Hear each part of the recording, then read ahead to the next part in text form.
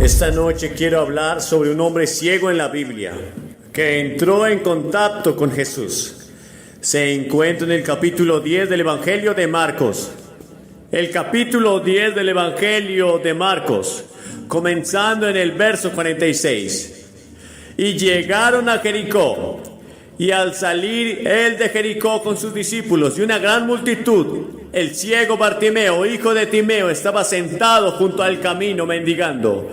Cuando oyó que era Jesús de Nazaret, comenzó a clamar y decía: Jesús, hijo de David, ten misericordia de mí. Y muchos le ordenaban que callara. Pero él clamaba mucho más: Hijo de David, ten piedad de mí. Y Jesús se detuvo y mandó que lo llamaran. Y llamaron al ciego diciéndole: ten consuelo, levántate, él te llama. Y él, despojándose de sus vestidos, se levantó y vino a Jesús. Y Jesús respondiendo le dijo: ¿qué quieres que te haga? Y él luego le dijo: Señor, quiero recobrar la vista. Pero hoy en día hay muchas personas que son así. El otro día leí que hay 42 millones de personas ciegas en el mundo. Las autoridades sanitarias estiman que por todas las causas 500,000 de niños quedarán irreversiblemente ciegos en todo el mundo cada año. Y esta es una gran tragedia, y muchas personas, países y agencias de salud están trabajando para revertirla. Sin embargo, hay una tragedia de igual o mayor proporción: es la ceguera espiritual que tiene la gente, porque la Biblia dice que tienes 2 pares de ojos. Tienes ojos físicos en los que puedes ver, y tienes ojos espirituales y puedes ver físicamente, pero es posible que no puedas ver espiritualmente.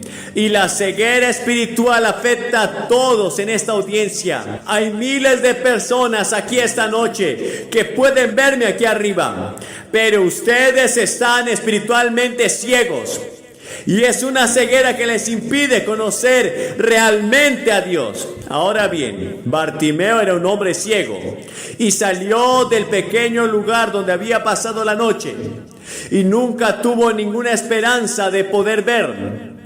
Y salía por la puerta de Jericó y pedía limosna a la gente que pasaba. La gente iba de camino al mercado, o la gente que venía a su negocio ese día, y él decía: ayuda a los ciegos, ayuda a los ciegos, ayúdame por favor, ayuda a los ciegos. Tenía su bastón, tenía un abrigo viejo y peludo. Había pedido pan a una mujer mientras iba de camino y consiguió un poco de leche. Y allí se sentó con otros ciegos y otros mendigos que mendigaban, que esperaban que la gente les diera un poquito de dinero o les diera algo. Y entonces miro a Bartimeo y me veo a mí mismo, o te veo a ti. La Biblia dice que estás ciego espiritualmente, y nuestros líderes mundiales están tanteando. Escucho algunas de estas cosas en la televisión de algunos de nuestros líderes mundiales y me sorprende la ceguera espiritual. Y he hablado con algunos de ellos en privado y solo quiero acercarme y agarrarlos y sacudirlos y decirles que necesitan a Cristo, porque Cristo puede abrirles los ojos. Y creo que solo los verdaderos creyentes saben realmente lo que está mal en el mundo, porque lo que está mal en el mundo es un problema espiritual. Ahora bien, este Bartimeo no podía ver esos harapos, no podía ver su inmundicia, no podía ver ni siquiera la belleza. Y de vez en cuando leemos acerca de alguien que vive en una casa o apartamento lleno de contenedores vacíos, basura y basura. Y la persona que vive allí puede parecer que lleva una vida perfectamente normal y están bien vestidos. Conozco ahora un hogar así, donde la señora está bien vestida y el marido es médico y ellos son respetables, son buenas personas. Y cuando los ves afuera, piensas que son la pareja más maravillosa del mundo. Pero si alguna vez entras en su casa, es un desastre. parece un corral para cerdos. Y así es con muchos de nosotros. Parecemos estar bien por fuera, pero en el fondo de nuestro corazón, de nuestra alma, sabemos que algo anda mal. Y por alguna razón la persona ni siquiera parece importarle.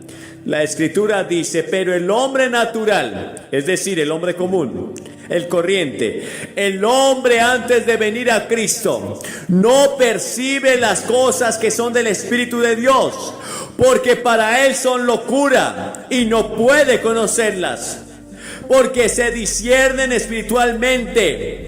Y me parece una tontería estar aquí y decirles que debido a que Jesucristo murió en una cruz hace 2000 años y resucitó de entre los muertos, eso puede tener un impacto en su vida hoy y ahora, y te dará seguridad, paz y alegría que nunca antes conociste, y te ayudará a resolver muchos de los problemas en las relaciones que enfrentas, y te dará una carga por tu prójimo.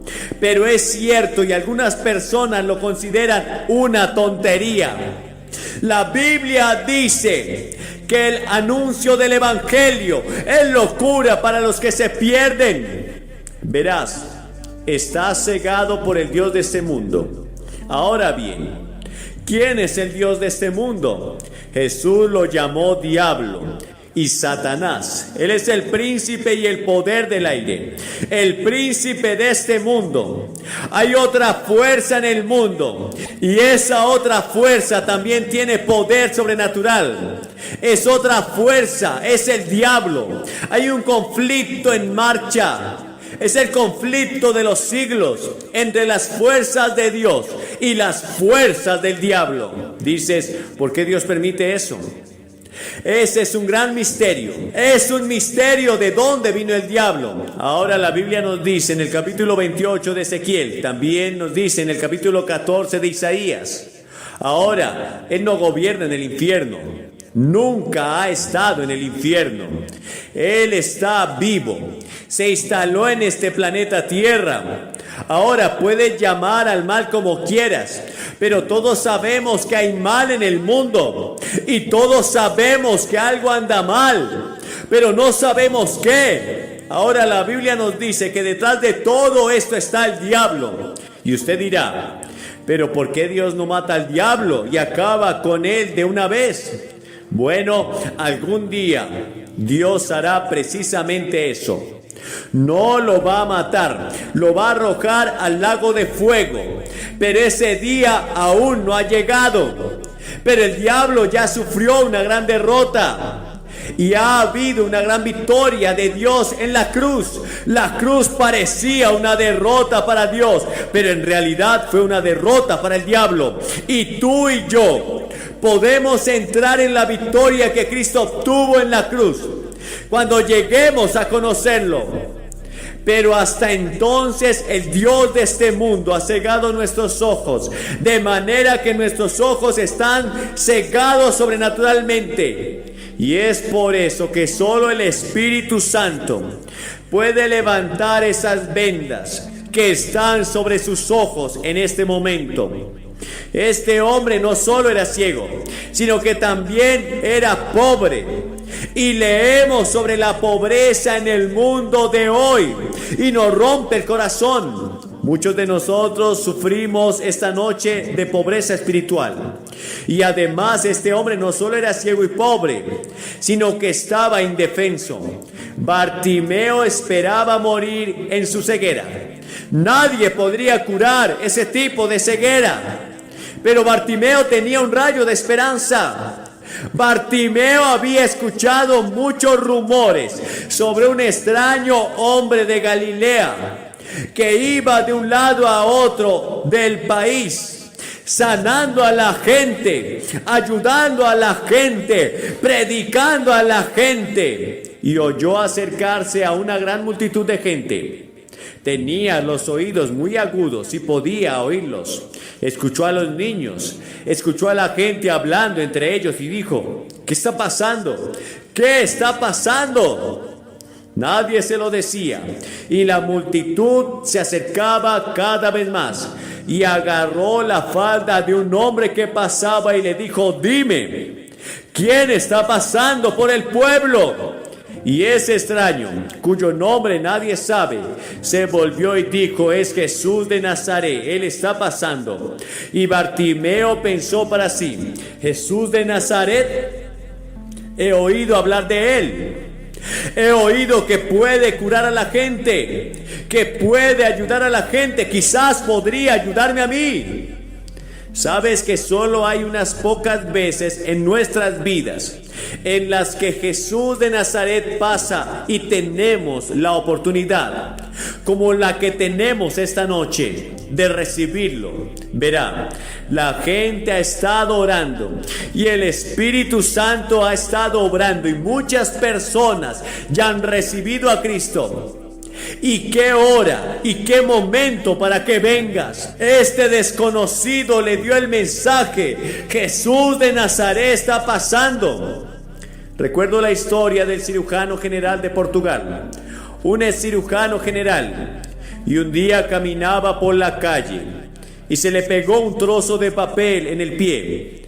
Se fue a casa, se lo sacó del zapato y lo miró, y era un tratado del Evangelio. Decidió leerlo y lo leyó, y para abreviar la historia se convirtió a Cristo. Se convirtió en un gran líder cristiano y un gran maestro de la Biblia. Solo un simple pequeño testigo como ese. Dios puede usar todas esas cosas, y por eso debemos ser siempre fieles en nuestro testimonio. Porque nunca se sabe cuándo esa camarera del restaurante o esa persona que conoces en tu trabajo van a vigilar tu vida, claro, para ver si lo estás respaldando con tu forma de vivir.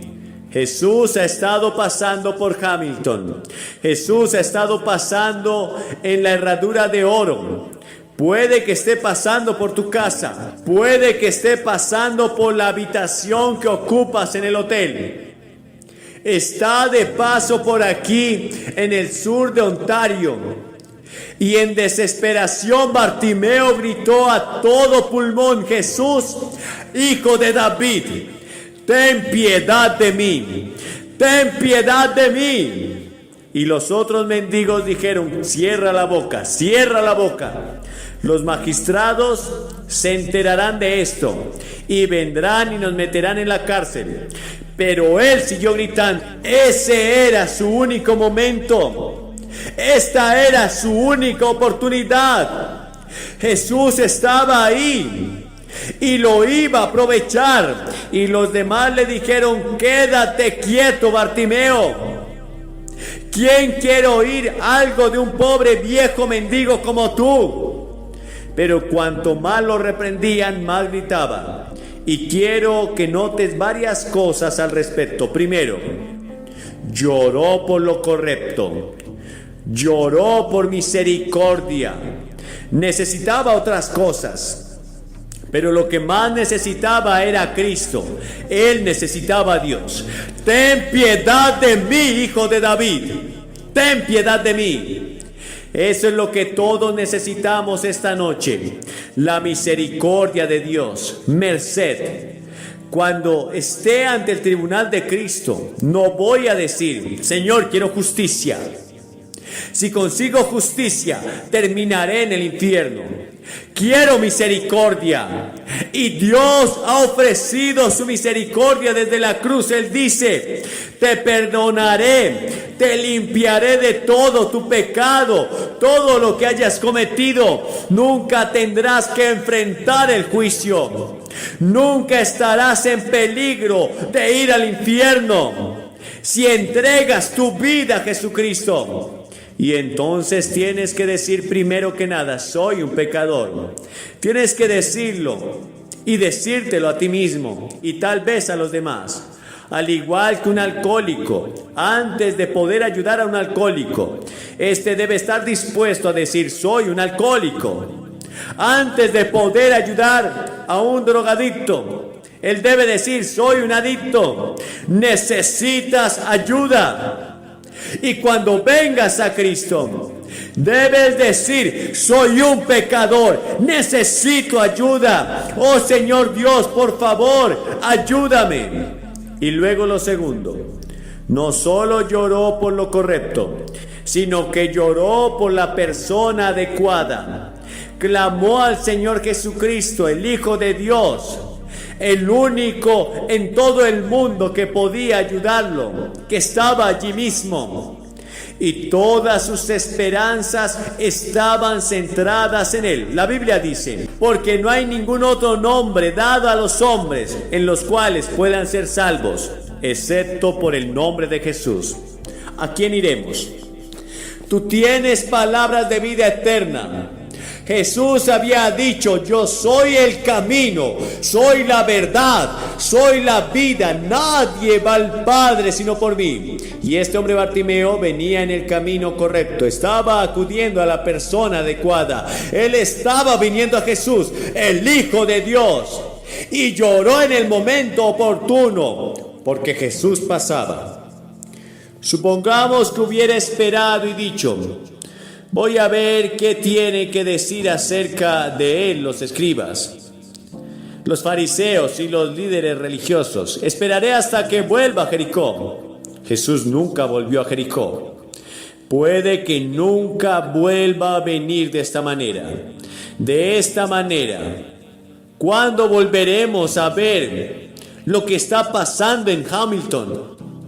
Ha pasado mucho tiempo desde que tanta gente vino y escuchó el Evangelio, y tanta gente trabajó y oró y creyó como lo han hecho aquí.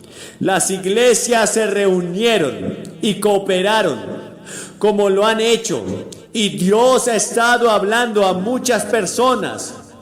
Han estado encontrando a Cristo, y esta noche ustedes pueden encontrar a Cristo.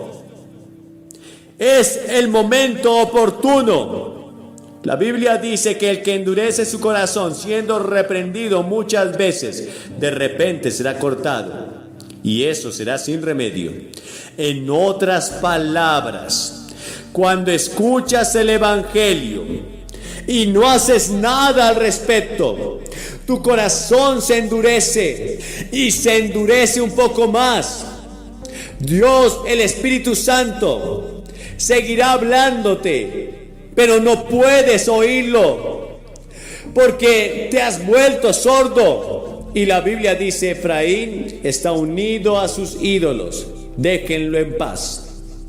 Llega un punto, no sé dónde está ni cuándo será, pero hay un punto más allá del cual puedes ir, que tu corazón está tan duro que aunque Dios todavía está hablando, no puedes oírlo.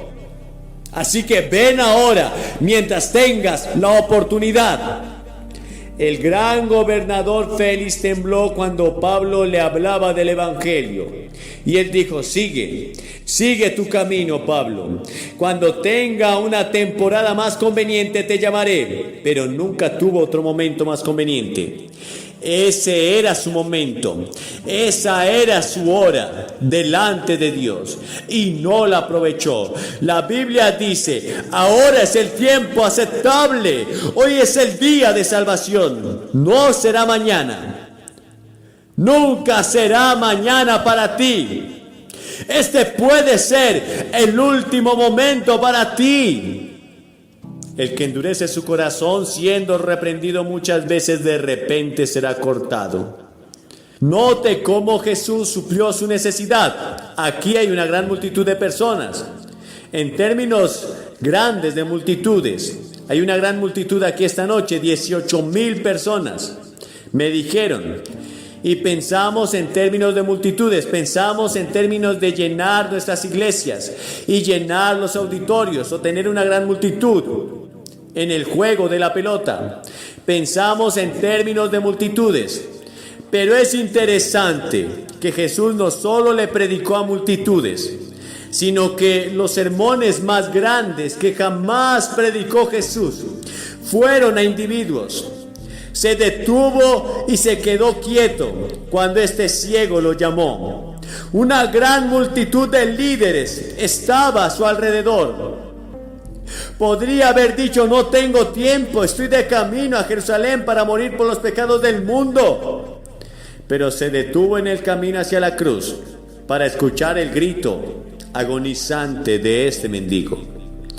Dejó de morir en la cruz para escuchar al ladrón decir: acuérdate de mí cuando vengas en tu reino. Se detuvo cuando una mujer tocó su manto. Y Jesús se detendrá por ti esta noche, porque verás, Él te ve esta noche como si fueras la única persona en todo el mundo. Él no te ve como parte de esta gran multitud. Él te ve tal como eres. Él conoce tus pensamientos, todas tus intenciones y todas las luchas que suceden dentro de ti. Y la Biblia dice que Él te ama y Él murió por ti. Y si hubiera sido el único en todo el mundo, Él habría muerto por ti. Y Jesús no solo se detuvo, sino que dijo: llámenlo. La Escritura dice en Lucas 19:10: Él vino a buscar y a salvar lo que se había perdido. ¿Estás perdido? Psicológicamente, espiritualmente, ¿estás perdido? ¿Necesitas que alguien te encuentre y te abrace? Eso es lo que hará por ti esta noche. Y había sorpresas en el rostro de la gente y entre la multitud al llamar a este pobre viejo mendigo, ciego, sucio.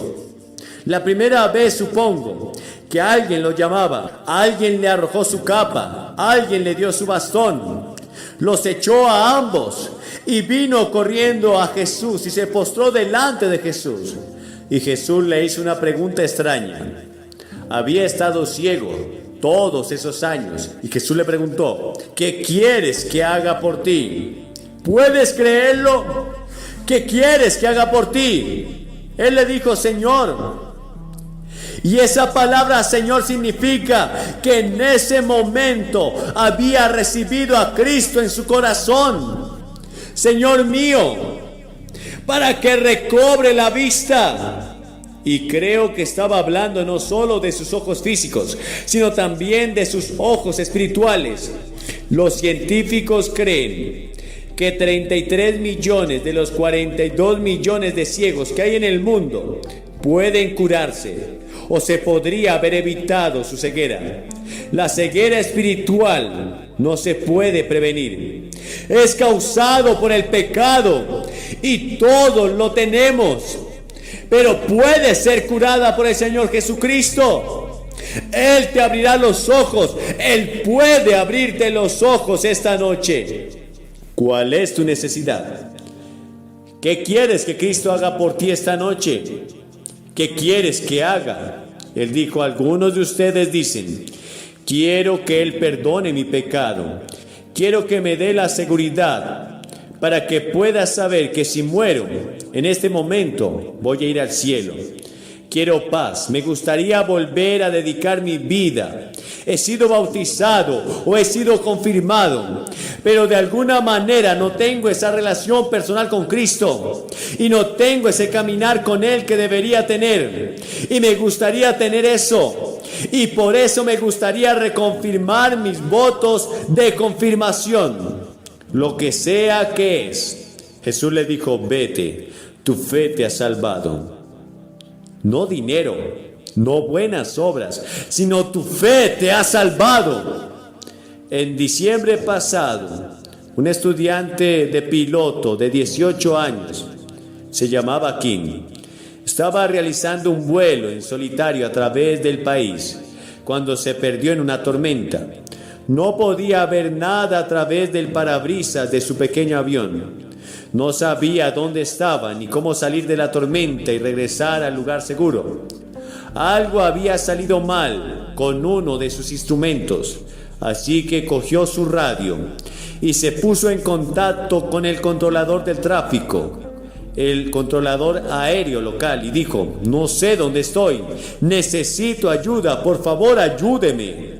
El controlador la localizó en la pantalla de su radar y comenzó a hablar con ella. hacia un aeropuerto cercano donde hacía buen tiempo. Ella no podía ver nada, pero podía verla en el radar. Sabía dónde estaba y hacia qué dirección se dirigía, dónde necesitaba ir y la mejor manera de llegar allí. Confió su vida a un hombre que nunca había visto, cuyo nombre no sabía, y la sacó de la tormenta y la puso a salvo en tierra. Esta noche puedes confiar en el Señor Jesucristo. Nunca lo has visto a simple vista. Quizás no lo conozcas, pero Él está ahí esperándote con los brazos abiertos para ayudarte. Así que te pido que dejes de volar a ciegas. Confía en Jesucristo. Siga la guía de sus instrumentos, que es la palabra de Dios. Y la Biblia dice luego, la Escritura dice, e inmediatamente recuperó la vista. Para algunas personas es así de rápido. Para otras personas es un periodo de tiempo en el que estás convencido del Espíritu Santo y Dios gradualmente va trayendo conocimiento. Pero llega un momento en el que das ese paso de la muerte a la vida, de la oscuridad a la luz. Les pido que den ese paso esta noche. Y si tienes alguna duda al respecto en tu corazón, haz tu compromiso esta noche. ¿Sabías que cada noche que hemos estado aquí, hemos visto a más de 700 personas ambas noches? Cada noche venir a Cristo y venir y hacer su compromiso. Y lo que les voy a pedir que hagan es lo que hemos hecho en toda América Latina, Europa, en todo Oriente, en Estados Unidos, en todo Canadá. Hemos pedido a la gente que se levante de su asiento. ¿Por qué le pido que se presente y haga una declaración pública? Porque Jesús colgó públicamente en la cruz por ti. No lo hizo en privado, lo hizo en público. Y la gente estaba en su contra. Se burlaban de él. Estaba desnudo y sangrando. Y lo hizo públicamente y dijo que si no estamos dispuestos a confesarlo públicamente delante de los hombres, Él no nos confesará delante de su Padre que está en los cielos. Es un compromiso público y les voy a pedir que hagan ese compromiso esta noche. Y después de que todos hayan venido y estén aquí, les diré unas palabras y oraré con ustedes. Y les regalaré un libro para que puedas llevártelo a casa para ayudarte en tu crecimiento espiritual. Y si estás con amigos o familiares, ellos te esperarán. Si estás en un autobús, te esperarán. Y ustedes, en el otro auditorio, en el otro salón, que no pudieron entrar aquí, pueden levantarse y venir. Y los sugieres los dejarán entrar a este edificio para que puedan unirse a los que han de venir. Y desde el balcón están tardando un poquito más de lo que pensé la primera noche. Vas a tardar al menos 3 minutos en llegar. Así que levántate y empieza ya. Pero no dejes que un poco de tiempo te detenga. Y no dejes que la gran multitud te detenga. Simplemente levántate y ven. Porque eres tú ante Dios esta noche. El compromiso más importante que jamás hayas asumido. Y si quieres traer un amigo contigo, trae a tu amigo. Pero levántate y ven. Y que nada te detenga. Y que nada te detenga. Vamos a esperar. Y la gente que está orando por todo este gran coliseo, a medida que lleguen, nunca tendrás otro momento como este. Tú vienes. Vamos a esperarte ahora mismo. Y después de que hayas venido, hablaré con ustedes. Ustedes que están mirando este video, que están escuchando este mensaje, pueden ver aquí en el sur de Ontario, Dios está hablando poderosamente a cientos de personas y cientos ya han venido y siguen viniendo, y puedes hacer ese compromiso donde estés y decir sí a Jesucristo. Él entrará en tu corazón, Él perdonará tus pecados, Él puede convertirte en una nueva persona. Puedes tener una transformación ahora mismo en tu vida. Entrega tu vida a Él. Y si quieres, levanta el teléfono y llama. Hay gente que está esperando. Y si recibes una señal de ocupado, vuelve a llamar. Pero no permitas que alguien te prive de hoy recibir a Cristo. Queremos escuchar de tu decisión por Cristo. Levántate, porque este es tu momento. No importa en la condición espiritual, moral en que estés. Jesucristo vino a dar su vida por ti y Él te ama, aún en la condición más oscura y sucia que estés. Solamente levántate, porque Él quiere sanar tu corazón, rescatar tu vida, limpiar tu alma. Te lo pedimos, Padre, que tú obres en estas vidas hoy mismo, en el nombre de Jesús.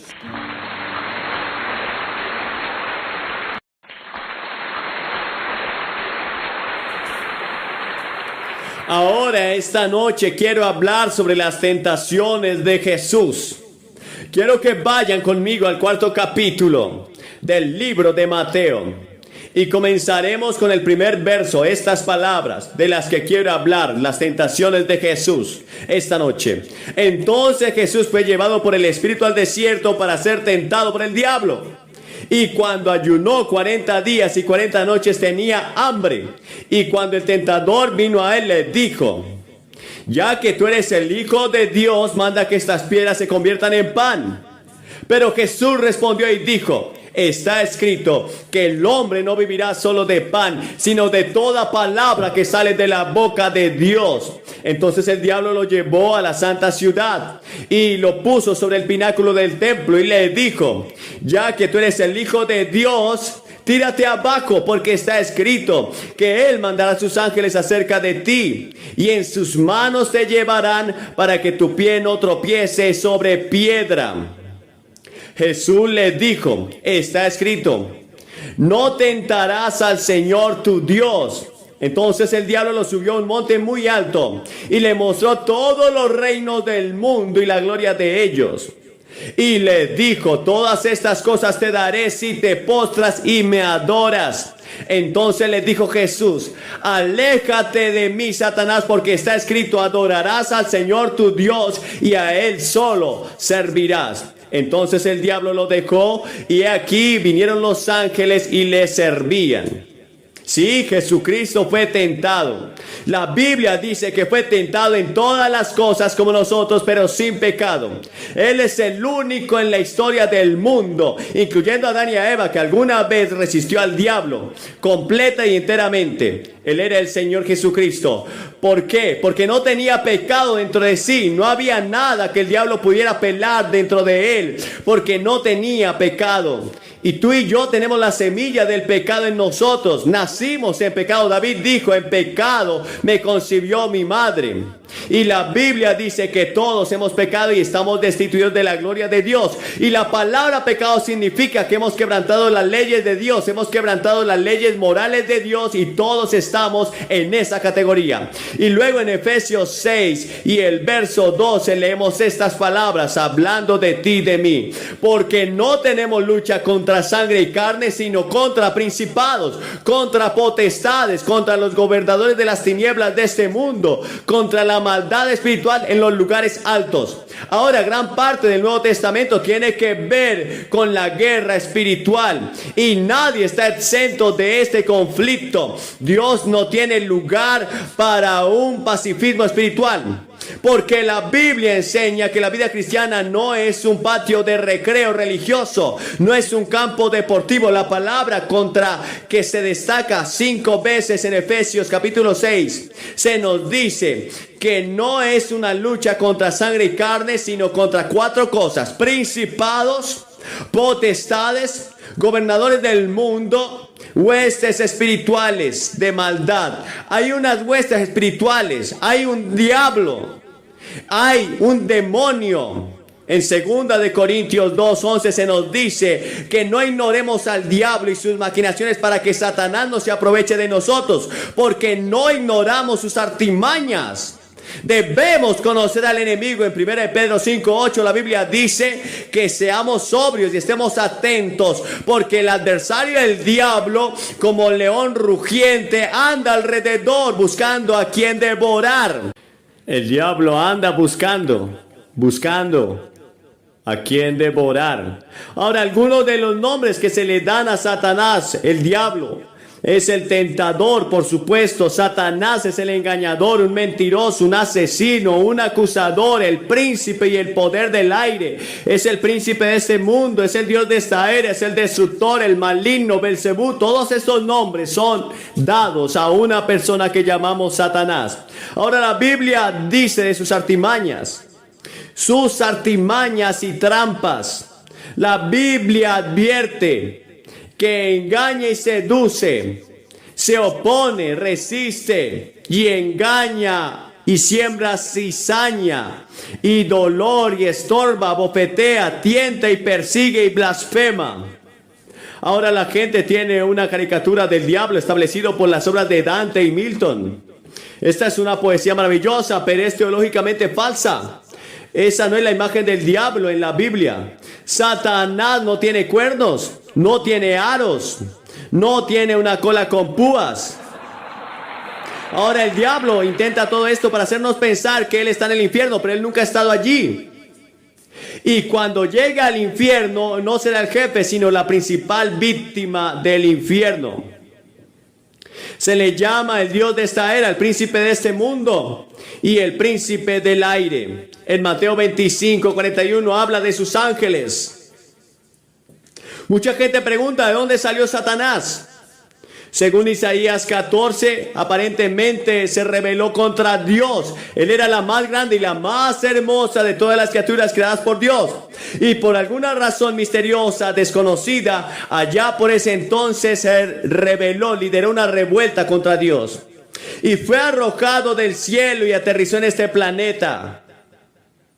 Y ha estado luchando contra los propósitos de Dios desde entonces. Y uno de los propósitos de Dios para Satanás es probar este planeta si las personas amarán a Dios o no lo van a amar, si obedecerán a Dios o van a obedecer al diablo. Y él ha estado activo tratando de ganar este planeta y ganar a la gente que Dios puso en él.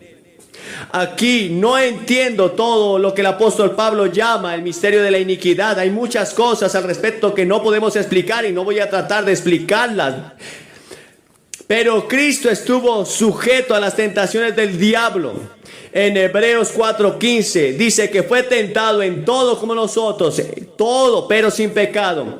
Y en Hebreos 2:18 dice que él mismo padeció siendo tentado y es poderoso para socorrer a los que son tentados. Ahora estudiemos y veamos cómo Jesús enfrentó la tentación del diablo, como un modelo para nosotros también. Cómo podemos enfrentar las tentaciones de Satanás. Jesús fue guiado por el Espíritu Santo.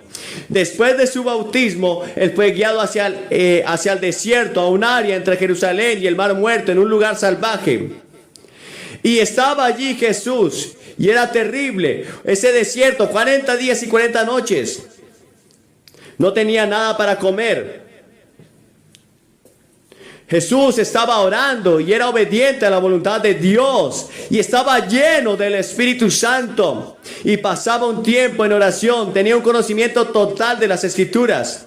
Y en ese momento, cuando estaba hambriento y cansado del sol, del calor y de todo el desierto, vino el tentador. No tenía compañero humano. Jesús estaba solo en ese desierto. No podía compartirlo con otros, sus conflictos. Tú puedes marchar hombro a hombro con las personas en todas las cosas, pero cuando llega la tentación tendrás que enfrentarla tú solo. Hay 3 tentaciones y el diablo siempre usa las mismas 3 tentaciones. Las usó con Jesús, las usó con Adán y Eva en el jardín del Edén y las usará contigo. La misma forma, de la misma manera, nunca varían, son las mismas cosas. Primero es la lujuria de la carne, segundo la lujuria del ojo y tercero es la vanagloria de la vida. Ahora, la primera vez que vino a Jesús para tentarlo, lo tentó a convertir las piedras en pan. Apeló a su apetito físico. Esta era la lujuria de la carne. Ahora Jesús tenía hambre al cabo de 40 días. Y el diablo sabe cuándo venir. Llegará el momento oportuno para esa tentación. Y las cosas más fuertes, los instintos más fuertes, es el hambre y la sed para un ser humano. Y muchas personas se desharán de todos sus refinamientos de civilización, como las madres de Sumeria en el Antiguo Testamento devoraron, se comieron a sus propios hijos cuando tenían hambre. El diablo señala las piedras redondas y dice: si eres el Hijo de Dios, o como eres el Hijo de Dios, reconoció que él era el Hijo de Dios. Por eso la palabra aquí se debería traducir: ya que como eres el Hijo de Dios, ordena que esas piedras se conviertan en pan. Ahora, la sola mención del pan debe haber hecho saltar de deseo el cuerpo hambriento de Jesús. Jesús estaba en la perfecta voluntad de Dios, iba según el plan de Dios y el propósito de Dios. Ningún accidente le podía pasar. Iba de camino a la cruz para morir por la salvación del mundo, para morir y resucitar. Este era el plan perfecto de Dios y la voluntad perfecta de Dios. Ahora el diablo viene y dice: puedes hacer algo como esto, y no solamente puedes alimentarte a ti mismo, sino puedes alimentar al mundo. Puedes convertirte en el Mesías creído. El mundo entero creerá en ti si alimentas a las personas hambrientas. Dios había planeado para él que tuviera hambre, porque también Dios lo estaba probando. Pero Dios no le había permitido utilizar su poder para satisfacer la necesidad física que él tenía. Y Dios te pide a ti que no hagas ninguna provisión para la carne. El antojo era legítimo, pero Satanás sugirió satisfacerlo de una manera ilegal. Y puedes alimentar al hambriento. Y no es interesante que cuando Jesús murió y dijo: terminé la obra que el Padre me envió a hacer. Pero cuando murió había muchas personas enfermas, había muchas personas hambrientas todavía. Pero él vino con un propósito mayor. Oh sí, él alimenta a los hambrientos, es interesante. Y nosotros, los cristianos, debemos preocuparnos por alimentar a los hambrientos. Pero hay algo mucho más profundo, y una cosa más profunda en la cruz: la redención de Cristo y la resurrección. Porque sin la cruz y la resurrección no podría haber salvación de tu alma. Ahora, la segunda tentación que el diablo le dio a Jesús: lo llevó al pináculo del templo, que es el punto más alto de toda el área, y se podía mirar 600 pies hacia abajo del valle. Jesús estaba en Jerusalén, en el centro de la vía judía en ese tiempo, y el pináculo era el lugar más imponente del templo. Y el diablo le dijo: ya que eres el Hijo de Dios, ¿por qué no te arrojas abajo? Porque está escrito en la Biblia: Él dará a sus ángeles mandato acerca de ti, y en sus manos te llevarán, para que tu pie no tropiece con ninguna piedra. El diablo usa las escrituras. El diablo puede citar las escrituras. Él citó mal estas escrituras del Salmo 91, 11 y 12, pero omitió una de las partes más importantes de este pasaje, que dice que Él dará a sus ángeles el encargo de que te guarden en todos tus caminos. Omitió. Nota la sutileza que utilizó Satanás con Jesús. Esta es una oportunidad para una aventura de fe. El héroe. Ahora él hizo lo mismo con Eva, deslumbrarlo de los ojos. Ahora mira lo que va a pasar. Habrá un gran espectáculo, los ángeles te atraparán, deslumbrarás a las multitudes. Será un gran espectáculo y la gente creerá en ti. Todo el mundo estará mirando. Y en lugar de tomar el largo y difícil camino de enseñar, predicar, de curar y morir en la cruz, puedes hacerlo todo en un gran momento en el que se verá a los ángeles venir y atraparte, y todos creerán. El plan de Dios era que iría a la cruz. Había sido planeado, había sido predicho por los profetas que iría a la cruz y moriría por nuestros pecados. Y si no hubiera hecho, ninguno de nosotros hubiera sido salvo. Y Jesús respondió, de nuevo está escrito, usó 3 veces esa palabra, está escrito. Debes saber la palabra de Dios. Cuando venga Satanás, puedes usar y citar un versículo de la Biblia y él no puede resistir la palabra de Dios. Es la única arma que tú tienes contra la tentación. Usa la escritura, no tentarás al Señor tu Dios. Ahora, ¿cómo tentamos a Dios? Lo tentamos cuando dejamos el camino señalado de la obediencia para ir por el camino del mal y esperamos ser librados. Hay mucha gente que sigue haciendo mal tras mal tras mal y espera que Dios los libre.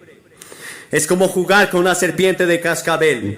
Y luego la tercera tentación fue la tentación de la ambición. El diablo ahora usó una carta de triunfo. Ninguna otra persona en la historia había resistido alguna vez esta carta. Se quita el disfraz, le lleva a un monte muy alto y le muestra todos los reinos del mundo en un momento. Y el diablo le dice, todo este poder, todos estos reinos, todas estas naciones, todas estas riquezas, toda esta gloria, te la daré si me adoras. Solo un instante, inclínate ante mí. Inclínate un momento y eso será todo. En un momento todo será tuyo. El esplendor, la soberanía, el poder, la pompa, la deslumbre, el poder de Nínive, de Babilonia, de Persia, de Grecia, Roma, Francia, Alemania, Italia, China, India, América, la Unión Soviética, todo será tuyo. Jesús podía haberlo tenido todo para siempre. Tú dices, ¿el diablo tenía el poder de darle todo eso? Jesús nos dijo que él no podía. Le dijo, él tiene un poder tremendo, es el príncipe de este mundo. Es el príncipe y el poder del aire, es el Dios de este mundo. Ahora Cristo ya se le había prometido todos los reinos de este mundo. Pero solo por sufrir en la cruz los va a conseguir, va a ser el Rey de reyes y Señor de señores y gobernará el mundo entero en un día futuro, cuando todos estaremos en el reino de Dios. Pero el orgullo de Satanás estaría satisfecho para siempre si solo Jesucristo, el Dios, se inclinara ante él. Esta es la imagen más cobarde de Satanás. Y nadie tiene más hambre de gloria y de adoración. Nunca eres más parecido al diablo que cuando quieres crédito por lo que haces. ¿Qué hay de ti? ¿Cómo eres tú? El salmista había predicho citando que Dios le daría a las naciones por herencia. El diablo le prometió todo a Cristo si doblaba sus rodillas ante él. Si los hombres solo le sirven a él, le dará fama, honor, riquezas, posición. Pero muchos de ustedes lo siguen por nada. Lo siguen tan solamente por nada. La gente de hoy sofocará su conciencia, asesinará su principio, su compromiso por asegurar lo que desean. Satanás dice, por un momento inclínate y ese dinero será tuyo. El cargo será tuyo, ese premio político será tuyo, esa posición será tuya, esa fama será tuya, ese negocio será tuyo. Esa satisfacción sexual será tuya. Ese placer sensual será tuyo. Sí, si te inclinas ante mí, dice el diablo. ¿Y cuántas personas lo hacen? ¿De qué le sirve a un hombre ganar el mundo entero y perder su propia alma? Supongamos que lo ganaste todo, pero perdiste tu alma que es eterna. En un momento, el mundo has perdido. Ahora, ¿cómo tuvo Cristo la victoria? Resumamos un momento porque te ayudará cuando tengas que enfrentarte al tentador, cuando vayas a casa esta noche o mañana, en la oficina o en la escuela o donde sea que estés. La tentación de hacer trampa, la tentación de tomar una droga, la tentación de tomar un atajo que está al mal, la tentación de decir una mentira. Primero, es por obediencia a la voluntad de Dios. Solo dice, Señor, quiero obedecerte, pero necesito tu ayuda. Porque ninguno de nosotros puede vivir la vida cristiana solo, simplemente no podemos hacerlo. Es el Espíritu Santo que Él te va a dar la ayuda para vivir a ti, a través de ti. No puedo vivir la vida cristiana. sin el Espíritu Santo, debe vivirla a través de mí. Y en segundo lugar, siendo lleno del Espíritu, ¿ha sido lleno del Espíritu de Dios? Y luego, en tercer lugar, al pasar mucho tiempo orando, no tienes que arrodillarte cada vez que oras. Tengo una hija que piensa que tienes que arrodillarte cada vez que oras. Y se levanta muy de mañana y temprano y delega las tareas y a los niños y luego se pone de rodillas a orar. Y los médicos le dijeron que tiene problemas en sus rodillas por eso. Y le dije que no tienes que arrodillarte para hacerlo, para orar. Puedes orar todo el tiempo que quieras, en todas partes. Pero ella siente que Dios la ha llamado a ese ministerio de oración y estudia las escrituras de rodillas todas las mañanas. Pero puedes orar todo el tiempo. Incluso mientras predico aquí esta noche, yo estoy orando por ti. Estoy diciendo, Señor, ayúdame a decir lo correcto. Ayúdame a decir lo que va a ayudar a alguien aquí esta noche que necesita este mensaje, porque este mensaje es para alguien aquí. Para muchas personas aquí esta noche. Es necesidad. Y luego, en cuarto lugar, te encuentras conociendo las Escrituras. Es la única persona que nunca se rindió ni se rindió a la tentación de Satanás y lo hizo citando las Escrituras. Es Jesucristo. Está escrito en Santiago 4:7. Dice: sométanse por lo tanto a Dios, resistan al diablo y huirá de vosotros. Una vez estaba teniendo una lucha por algo y sabía que Satanás estaba luchando contra mí. Y recordé este pasaje de Santiago y dice: resistan al diablo y huirá de vosotros.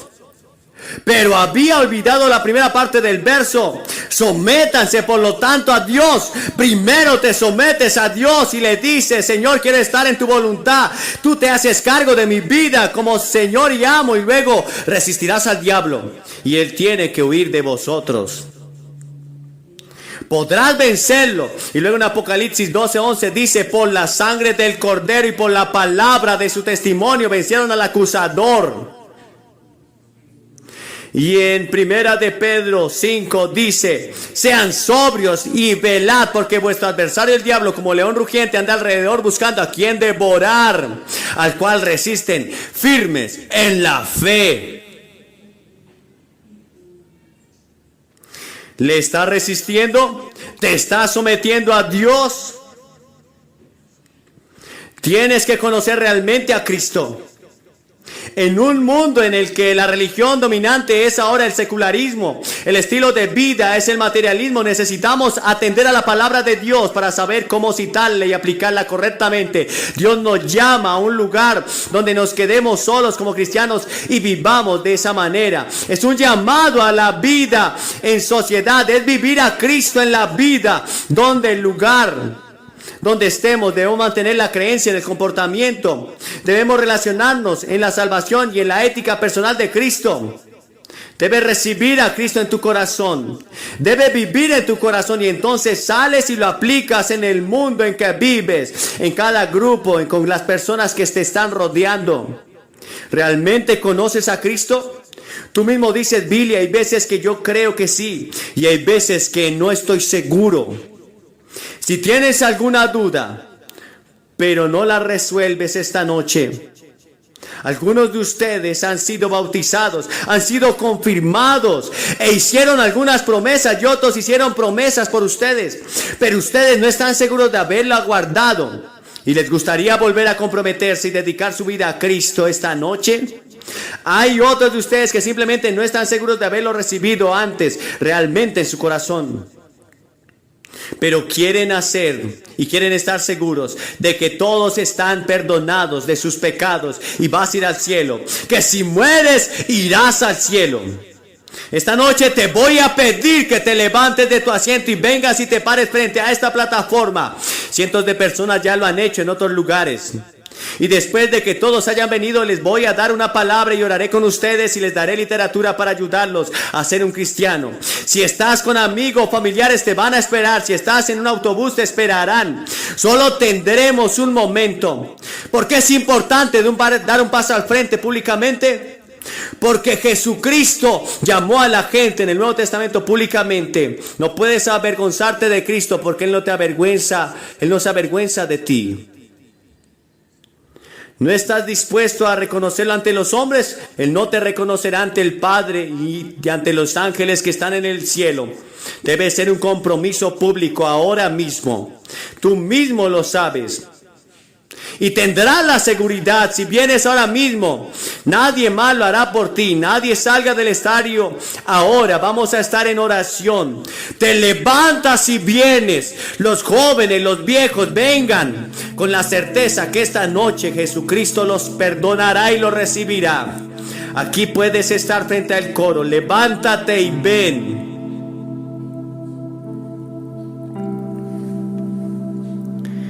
Si esta emocionante predicación ha tocado tu vida y quieres recibir a Cristo en tu corazón, te invitamos a que repitas esta sencilla oración. Señor Jesús, hoy reconozco que soy un pecador. Me arrepiento de haber pecado contra ti. Reconozco que tú eres el único que puede salvarme a través de ese sacrificio en la cruz. Te acepto y te recibo como mi único y suficiente Salvador. Si hiciste esta sencilla oración, creemos que has nacido de nuevo y hay fiesta en los cielos. Queremos saber de tu compromiso por Cristo. Que Dios te bendiga siempre.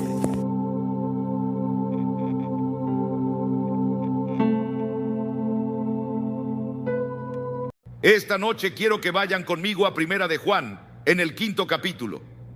Les escribo estas cosas a ustedes que creen en el nombre del Hijo de Dios, para que sepan que tienen vida eterna y para que crean en el nombre del Hijo de Dios. Quiero hablar sobre conocer, estar absolutamente seguros de que conocen a Cristo, porque se escribió para darles seguridad de que sus pecados son perdonados y que van a ir al cielo. El Evangelio de Juan, sin embargo, se escribió para que crean que Jesús es el Cristo, el Hijo de Dios, y creen que tienen vida a través de su nombre. Es decir, el Evangelio de Juan fue escrito para llevarte a Cristo, y las cartas de Juan fueron escritas para ayudarte a saber cómo vivir la vida cristiana y estar seguro de que conoces a Cristo. Hay muchas personas que van a la iglesia y muchas que fueron bautizadas y muchas que fueron confirmadas en una iglesia, pero no están seguras, no tienen seguridad, no saben con seguridad que Cristo vive en sus corazones. Primera de Juan fue escrita para que sepas que tienes vida eterna.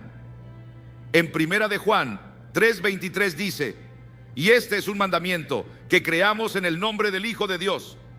¿Tú crees? Bueno, tú dirás: y creo. ¿En serio sabes qué significa creer en la Biblia? Lo que la fe es en la Biblia significa que entregas todo tu ser a Cristo. Es la historia que conté la otra noche. La diré de nuevo, sobre un hombre que vino de Francia y él anunció que iba a poner una cuerda floja sobre el río Niágara, en las cataratas, y caminaría sobre ella. Una gran multitud se reunió en ambos lados del río, el lado canadiense y el lado estadounidense, y lo vieron. Y claro, él caminó de ida y vuelta y aplaudieron. Lo hizo 2 o 3 veces y luego tomó un barril y puso unos 90 kilos de tierra adentro. Lo rodó de ida y vuelta, lo rodó de ida y vuelta. Luego preguntó: ¿cuántos aquí creen que puedo cruzar con un hombre? Swing. Y dijeron: sabemos que tú puedes. Y había un hombre en la fila de enfrente que estaba muy entusiasmado y él le dijo: Señor, ¿podría meterse al barril y ser el primer hombre? Ese hombre se fue.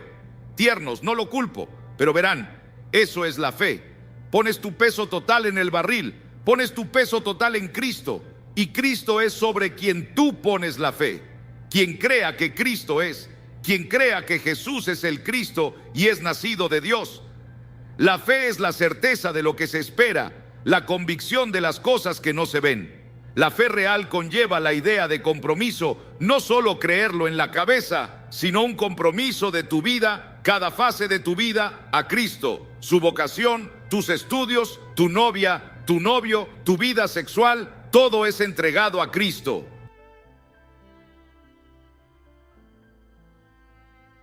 La primera pregunta es: ¿en verdad lo que es ya comprometiste tu vida a Cristo en su totalidad? Arregla eso. La segunda pregunta que examinamos: un cambio de actitud hacia el pecado. Primera de Juan 1, 8 y 10 dice: si afirmamos que no tenemos pecado, nos engañamos si no tenemos la verdad. Si como cristianos a veces pecamos, podemos pecar sin saberlo, porque hay pecados de omisión, pecados de comisión. A alguien a quien debiste ayudar, a alguien a quien debiste sonreír hoy para animarlo, y no lo hiciste. Pero dice: si confiesas tus pecados, Él es fiel y justo para perdonarlos y nos limpiará de toda maldad. Si pecas, hay remedio. Dios te perdonará si lo confiesas, y la Biblia dice: la sangre de Jesucristo, su Hijo, nos limpia de todo pecado. La sangre que fue derramada en la cruz cuando Cristo murió tiene poder 2000 años después para lavar todos tus pecados.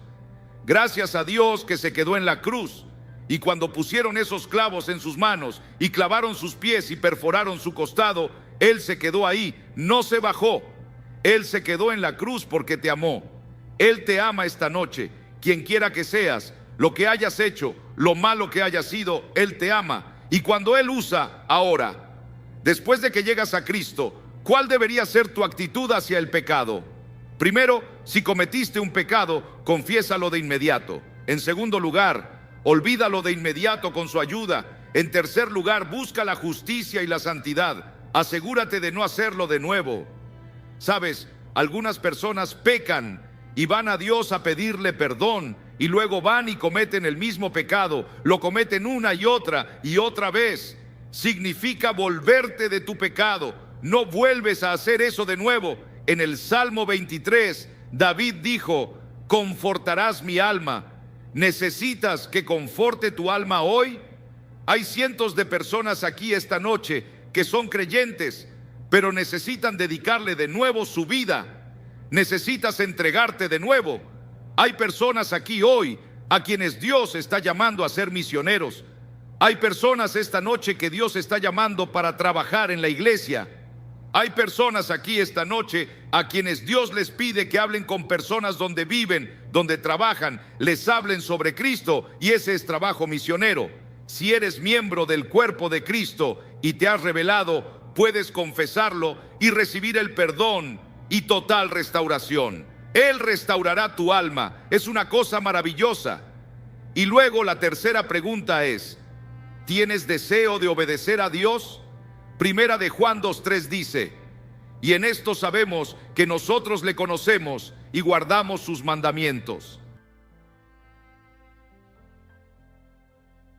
Lee el Nuevo Testamento y marca todos los versículos donde dice que deberías hacer esto, vivir de tal manera, y descubrirás que has fallado. Una señal infalible del nuevo nacimiento es que queremos obedecer a Cristo. No obedezco a Cristo porque temo no obedecerlo. Obedezco porque quiero. Amo a Cristo, quiero obedecer su voluntad. Quiero hacer las cosas que Él quiere que haga, como un devocional diario. Es difícil tener un devocional diario porque el diablo intenta evitarlo. Si abres la Biblia y comienzas a leer, el diablo te pondrá somnoliento. Alguien vendrá de inmediato a hablar contigo, o habrá un buen programa de televisión, y la tentación es de ver el programa. No tienes tiempo de orar, no tienes tiempo para leer la Biblia. Luego, lo cuarto, hay una separación del mundo. En Primera de Juan 2 dice: no amen al mundo ni nada de lo que hay en él. Si alguien ama al mundo, no tiene el amor del Padre, porque nada de lo que hay en el mundo, la lujuria de la carne, la codicia de los ojos y la arrogancia de la vida, proviene del Padre, sino del mundo. Y si amas al mundo más de lo que amas a Cristo, no estás en el reino de Dios. ¿Cuántos de nosotros esta noche amamos el mundo? Al diablo lo llaman el Dios de este mundo, lo llaman príncipe del poder del aire. Tiene tremendo poder. Hay muchos demonios en el mundo, y esos demonios trabajan con el diablo para destruir la vida cristiana. En el momento en que recibes a Cristo, el diablo va a ir tras de ti. Te va a tentar en traer cosas a ti con las que nunca habías sido tentado. La tentación no es de Dios. La tentación viene del diablo. ¿Y cómo revelas al diablo? Él tentó a Jesús. Él fue con Jesús en un tiempo en el que Jesús no había comido ni había bebido nada por 40 días y 40 noches en el desierto. Y él tentó a Jesús 3 veces y eran tentaciones reales. ¿Cómo Jesús lo combatió? No discutió, no debatió, no usó su poder sobrenatural, solo citó las Escrituras. Cada vez que Satanás llegó con su tentación, Jesús citó un pasaje del Antiguo Testamento, un versículo. Y por eso es muy importante memorizar todas las Escrituras que puedas. He llegado a la edad donde es difícil memorizar las Escrituras. Desearía haber memorizado 10,000 veces más que las que memoricé de joven. Mientras estás joven, mientras estás en la escuela, después de salir de la escuela esos primeros años, puedes retener las Escrituras. Si tomas un versículo y lo memorizas, se quedará contigo toda tu vida. Si tú lo repites semana tras semana, semana tras semana, es tuyo de por vida. Y cuando el diablo venga con la tentación, estarás ahí con la espada, porque las Escrituras son la espada del Espíritu, y esa es tu armadura que usas para luchar contra Satanás cuando viene.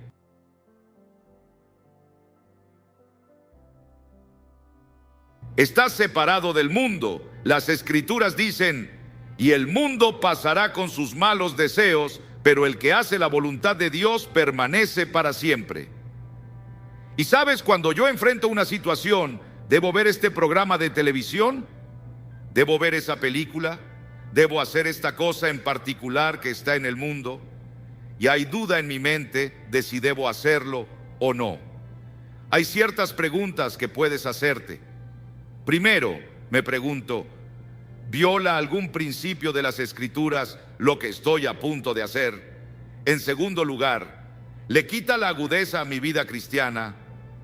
¿No ando con Dios después de ver eso como antes de que lo viera? En tercer lugar, ¿puedo pedirle a Dios que lo bendiga? Y luego me hago la cuarta pregunta: ¿es una piedra de tropiezo para otros? Si alguien más que es creyente me viera haciendo eso, diciendo eso, perdiendo el control, lo que sea, ¿voy a ser una piedra de tropiezo para ellos?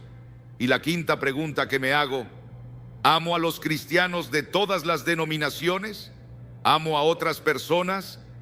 ¿Amo al pobre lo suficiente para hacer algo para ayudarlos en su pobreza?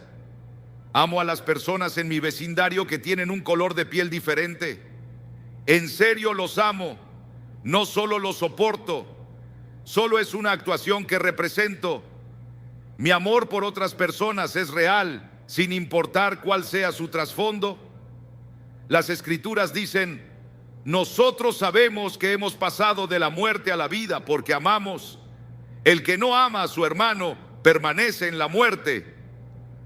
Muchos hijos de Dios que no andan con Cristo piensan que otras cosas son más atractivas que andar con Cristo. Y hacernos preguntas así: ¿cómo podemos vivir en la presente sociedad y estar separados del mundo que el diablo dirige? ¿Cómo podemos? Solo con la ayuda de Cristo. Y la sexta cosa: si en realidad conoces a Cristo, no practicas el pecado. Primera de Juan 5:18 dice: sabemos que el que ha nacido de Dios no está en pecado. Aquel que nació de Dios lo protege y el maligno no llega a tocarlo. El diablo no puede tocarlo. Dirás: pero dice el que no peca. Esa palabra significa que no practiques el pecado. Puedes cometer un error, puedes gritar un momento, o puedes caer alguna vez, o 2 veces, o 10 veces, o 20 veces, o muchas veces, pero no practiques el pecado. No lo hagas una y otra y otra y otra vez. Lo confesarás, lo olvidarás y renunciarás a eso. Señor, ayúdame, soy tan débil, necesito tu ayuda para vivir una vida cristiana. Y luego, séptimo, hay un testimonio del Espíritu. Si en verdad conoces a Cristo, lo sabrás porque habrá un testimonio del Espíritu en tu corazón. El Espíritu mismo le asegura a nuestro espíritu que somos hijos de Dios. ¿Cómo lo sé? No solo la palabra de Dios me dice, no solo mi vida me dice que conozco a Dios. También es como el niño que estaba volando una cometa y la cometa se perdió de vista como las nubes que tenemos hoy encima de las torres de televisión. No se puede ver la cima porque las nubes la cubren, y la cometa del niño desapareció, llegó muy alto, pero él la sostenía. No podía verla y alguien dijo: ¿qué haces? Él dijo: volando una cometa. Dijeron: no la vemos, ¿cómo sabes que está ahí? Él dijo: siento que me jala. Y cuando conoces a Cristo, sientes el tirón de Cristo en tu corazón y sabes que vive en tu corazón. Sientes el tirón en tu corazón.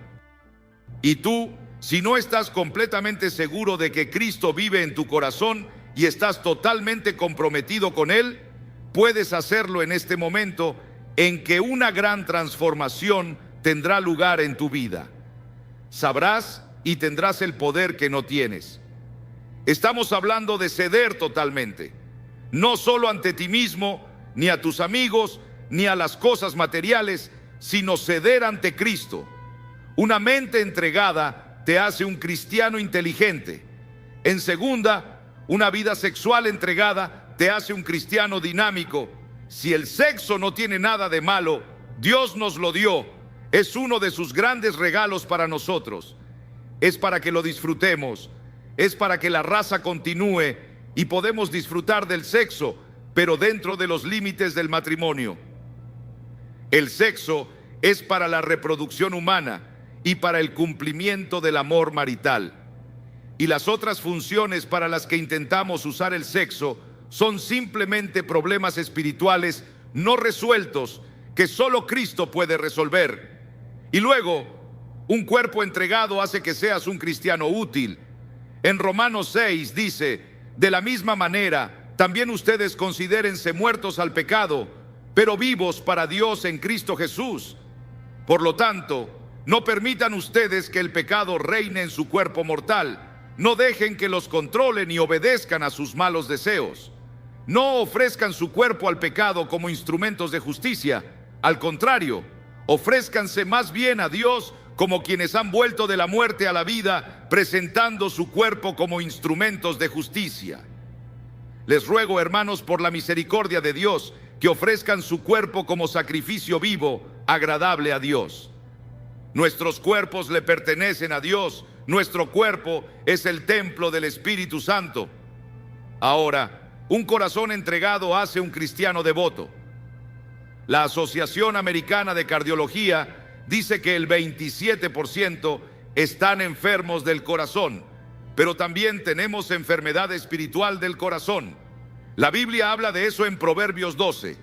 El engaño está en el corazón. Proverbios 14. El hombre es inconstante en su corazón. Proverbios 18. El corazón del hombre es malvado. Proverbios 22. El pecado ata el corazón. El problema real del corazón del hombre es espiritual. Por eso necesitas ir a la cruz a buscar perdón, a encontrar una nueva vida.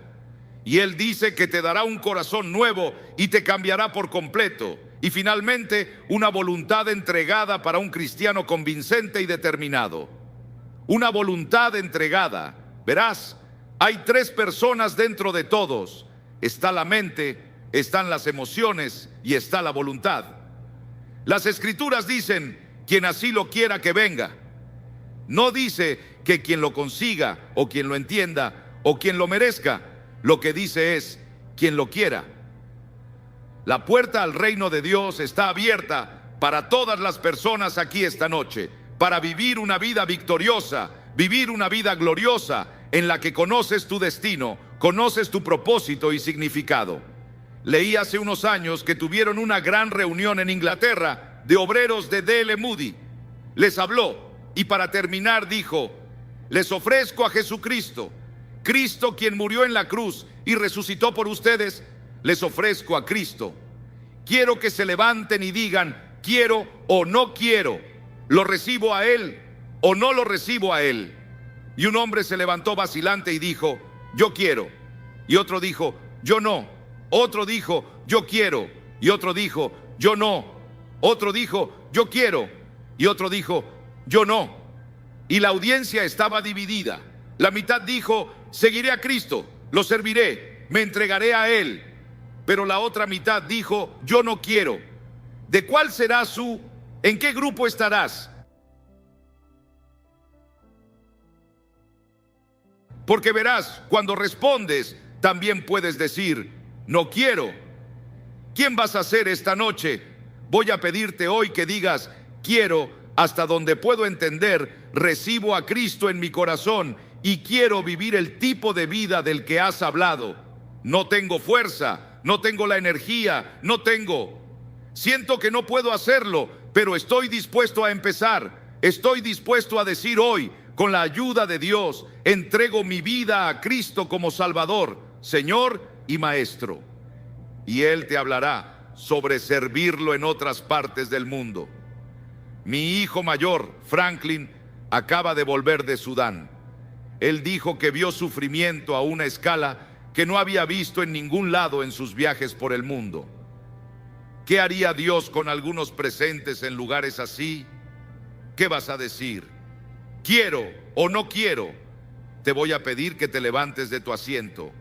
Todos los que digan quiero que se levanten y vengan y se paren aquí enfrente, como han visto cada noche. Que digan, hoy le abriré mi corazón a Cristo, lo recibiré, me entregaré a Él. Quiero saber que voy a ir al cielo. Quiero saber que voy a vivir para Cristo. Quiero servirlo. Si estás con amigos o parientes, te esperarán, porque te pido que vengas públicamente. Porque Jesús dijo, si no estás dispuesto a reconocerme ante los hombres, yo no te reconoceré delante de mi Padre que está en el cielo. Hay algo sobre venir al frente y pararse públicamente que complace a Cristo y ayuda al compromiso. Si estás en el coro, ven. Si eres un maestro de escuela dominical, los fieles, incluso pastor de una iglesia y no estás seguro cómo estás ante Dios, levántate y ven. Vamos a esperarte. Ahora quiero que vaya conmigo al capítulo 5, versículo 16 de Santiago. Capítulo 5, verso 16 de Santiago. Confesaos vuestras ofensas unos a otros y orad unos por otros para que seáis sanados. La oración eficaz del justo puede mucho. Elías era un hombre sujeto a pasiones semejantes a las nuestras y oró fervientemente para que no lloviese, y no llovió sobre la tierra por 3 años y 6 meses. La oración eficaz del justo puede mucho. Esta noche vamos a hablar de la oración eficaz. Y si hay una oración eficaz, también hay una oración inútil. Y en un mundo como el que vivimos, un mundo caído, una creación caída, llena de males, llena de angustias, de enfermedades, de tormentos, de preocupaciones, de vicisitudes, de problemas, qué importante e imprescindible es para un hijo de Dios y un cristiano aprender a orar eficazmente. Y la receta de una oración eficaz está en la Biblia. Ahora se nos habla de un hombre que hizo oraciones eficaces, y ese hombre era el profeta Elías. Quizás no conozcan la vida de Elías tan profundamente, pues déjame decirte que Elías fue uno de los personajes más interesantes y vistosos en toda la Biblia. Y Dios lo utilizó durante un periodo muy importante de Israel para oponerse al mandato de un rey malvado y traer un gran avivamiento a Israel. La vida de Elías estuvo llena de mucha confusión. A veces fue valiente y decidido y otras veces era temeroso y vacilante. Alternadamente, él demostró victoria y derrota en su propia vida. Elías conoció el poder de Dios como la depresión. Ahora, ¿por qué quiero hablarles de Elías esta noche? Porque dice allí en el verso 17 de Santiago, capítulo 5, que Elías era un hombre a pasiones semejantes a las nuestras. Para muchos de ustedes, quizás hacer oraciones eficaces se puede convertir en un gran problema porque se comparan con grandes personajes, se comparan con muchos ministros y piensan que ellos son mucho mejores que ustedes. Tú tienes celos, envidias, pleitos, a veces te sientes deprimido, angustiado, a veces sientes que no tienes ninguna clase de fe en tu vida, muchas veces sientes que has perdido la paciencia y en ocasiones te sientes muy alejado de Dios a causa de las pasiones que hay en tu propia vida. Pues tengo buenas noticias para ti, porque este hombre Elías, un hombre que conoció la depresión, que un día quería y ansiaba morirse porque una mujer lo había amenazado, ese mismo hombre también un día estaba enfrentando a un imperio, a un rey, a un ejército, a unos profetas llenos del poder de Dios. Elías conoció tanto el poder de Dios y la victoria como la derrota y la depresión, pero aún así, en esa condición y estando a pasiones semejantes a las nuestras, hizo una oración eficaz.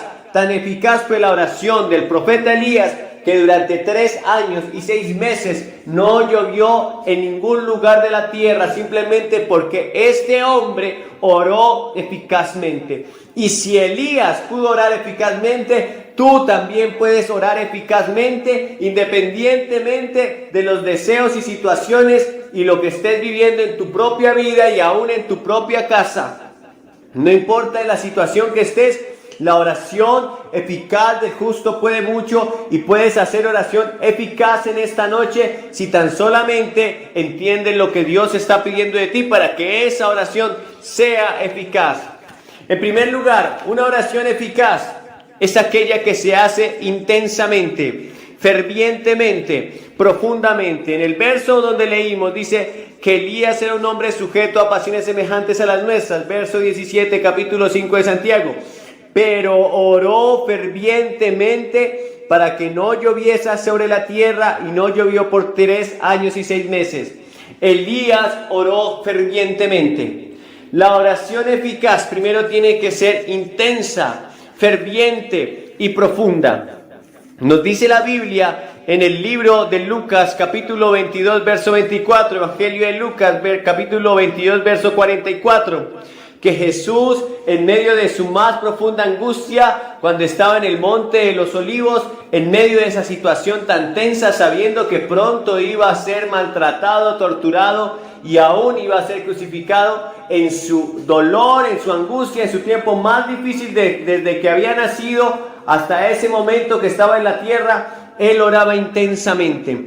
Tan intensa era su oración que parecía que de sus sienes, de su frente, salían como grandes gotas de sangre mezcladas con sudor. Escuchen bien, grandes gotas de sangre mezcladas con su sudor, porque Jesús estaba orando intensamente. Oh, la oración eficaz intensa tiene poder. ¿Cuántas veces no vamos a orar como si estuviéramos hablando simplemente un poco de palabras dadas al aire, sin ninguna clase de conocimiento o locuacidad? ¿Cuántas veces nuestras bocas están hablando palabras, pero nuestra mente está lejos de esa boca?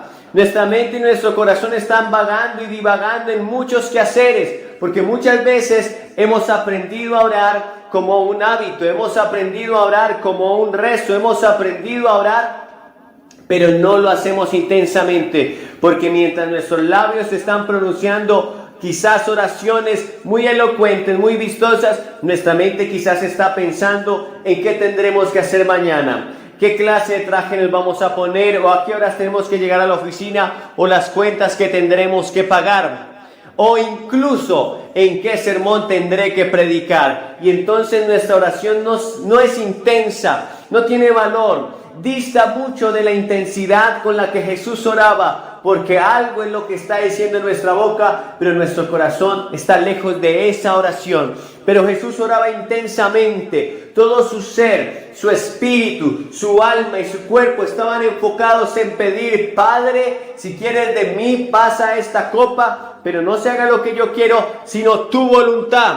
Pero también nos dice la Biblia que Elías oró fervientemente. Elías oró fervientemente de tal modo que la tierra, el cielo produjo lluvia y la tierra dio fruto. Pero también, para cerrar el cielo, dice Primera de Reyes, capítulo 18, verso 42, que Elías se postró en oración y se arrodilló y comenzó a orar largamente. ¿Sabes? La oración ferviente es aquella que nace de gemidos, de un corazón que verdaderamente está comprometido a creer lo que está hablando con su boca.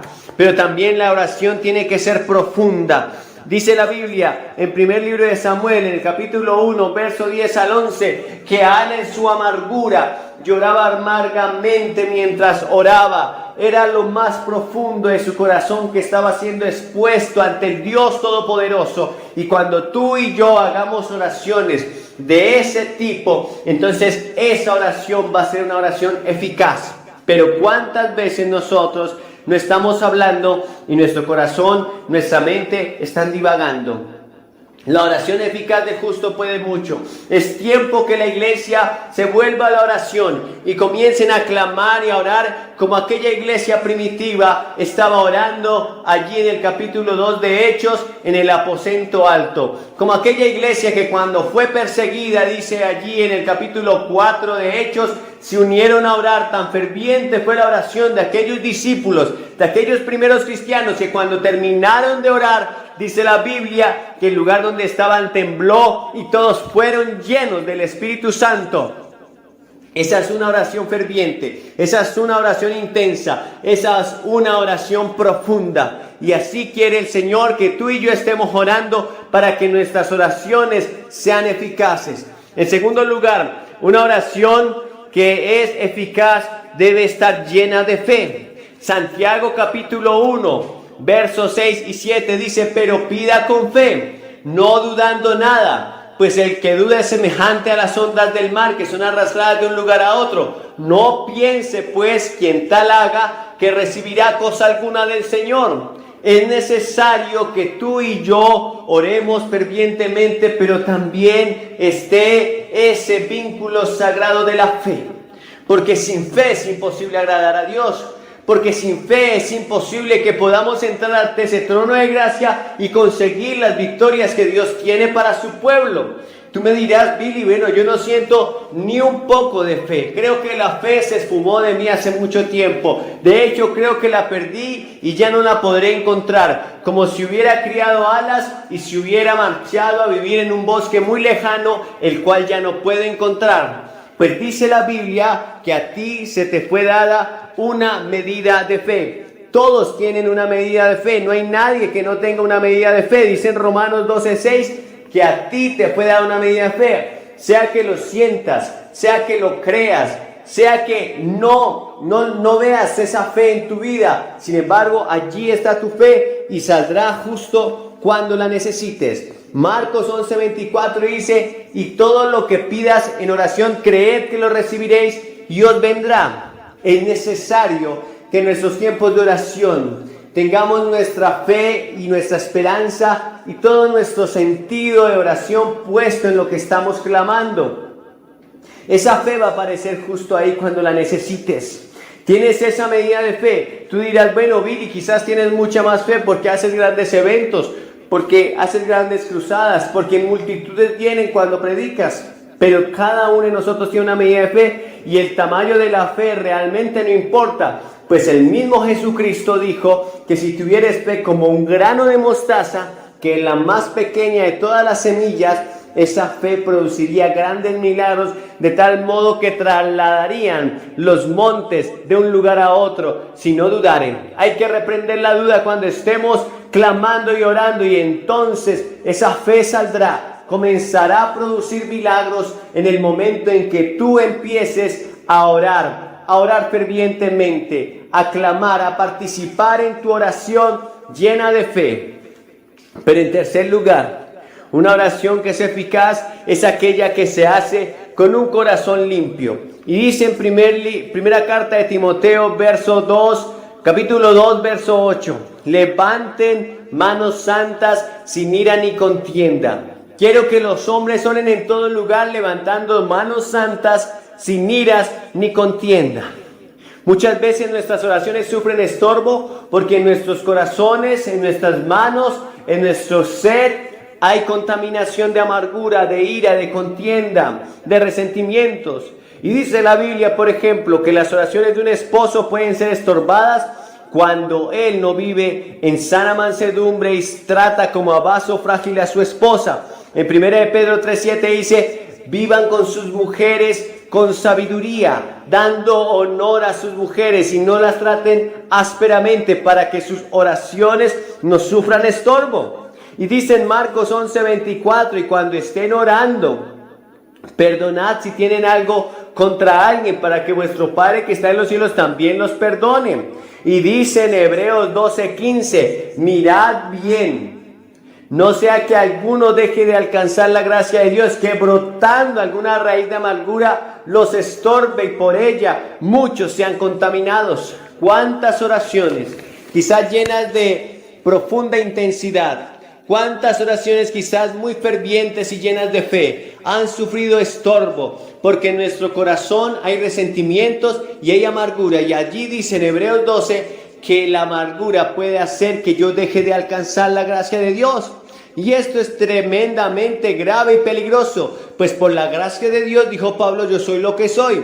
Pues por la gracia de Dios, dice en Hebreos 4:16, que podemos entrar al trono de la gracia. Pues por la gracia de Dios es que somos salvos. Por la gracia de Dios, que es un don, un favor, un regalo inmerecido, es que podemos tener cualquier cosa. Así que si nosotros no perdonamos a los hombres, tampoco el Señor nos perdonará. Y no importa cuán intensamente ores, no importa cuán profundamente ores, no importa cuánta fe tengas, tu oración sufrirá estorbo. Así que es necesario que nuestro corazón esté limpio para que podamos adentrarnos a la presencia del Señor y nuestra oración sea eficaz. Pero finalmente, el cuarto punto de una oración eficaz es que debe ser conforme a la voluntad de Dios.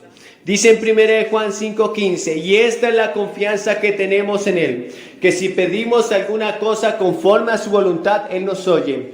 Y si sabemos que Él nos oye en cualquier cosa que le hubiéramos pedido, sabemos que tenemos lo que le hayamos pedido.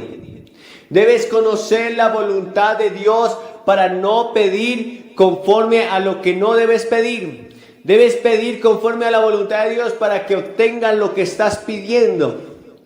Porque si no conoces la voluntad expresa de Dios y pides algo que no está de acuerdo a lo que dice su palabra, estarás luchando contra Dios mismo. Pero esta es la confianza que tenemos en Él, que cuando pedimos alguna cosa conforme a su voluntad, Él nos oye. Y tú me dirás, bueno, ¿cómo puedo conocer la voluntad de Dios? Bueno, la voluntad de Dios se expresa abiertamente en su palabra. Mucho pueblo fue destruido porque le faltó conocimiento, pero si tú anhelas el conocimiento de Dios, si anhelas conocer la voluntad de Dios, entenderás que la palabra que está escrita, esa palabra que fue dada para ti, te guiará y te encaminará hacia dónde debes caminar y hacia dónde debes pedir. Así que vas a clamar conforme a la voluntad de Dios. Jesús mismo en Lucas 22:44 dijo, Señor, pero que no se haga mi voluntad, Padre, sino la tuya. Jesús le dijo al Padre, yo sé que puedes hacer cualquier cosa, pero que no se haga mi voluntad, sino la tuya. Así que lo que pidas debe estar conforme a la voluntad de Dios. Si tú eres un hombre o una mujer soltera, no podrás pedir a esta persona que no es cristiana para ti, si eres cristiano, porque entonces estarías en yugo desigual y Dios no te concederá eso. Debes pedir conforme a tu voluntad y debes conocer la palabra de Dios para pedir conforme a lo que Él quiere y desea darte.